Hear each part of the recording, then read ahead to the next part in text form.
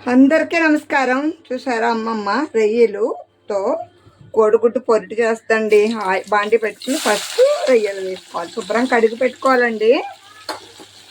కాస్త వేగనవ్వాలి, నీరులు వేసుకోవాలండి. మిర్చి అక్కర్లేదు, కాస్త కరివేపాకండి. వేగనవ్వాలి చక్కగా.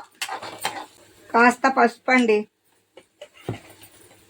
రుచికి సరిపడా ఉప్పు అండి, కావలసినంత కారం. చక్కగా కలియబెట్టుకోవాలి.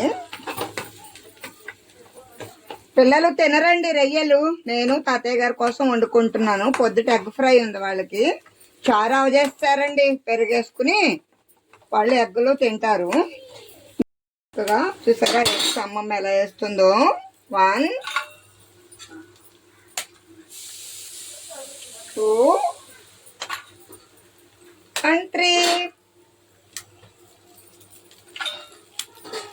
4.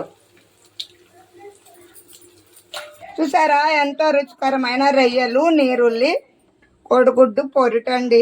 అమ్మమ్మకి ఆరైపోయింది కదండి, ఆకలేసేస్తుందండి. అమ్మమ్మ అన్నం తినేస్తుంది చూడండి, నిమ్మరసం పిండుకుని. ఈ వీడియో మీ అందరికి నచ్చినట్లయితే లైక్ చేయండి, షేర్ చేయండి.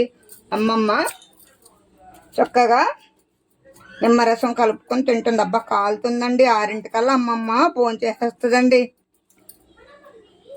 సూపర్ అండి, ఉంటాను. Bye bye.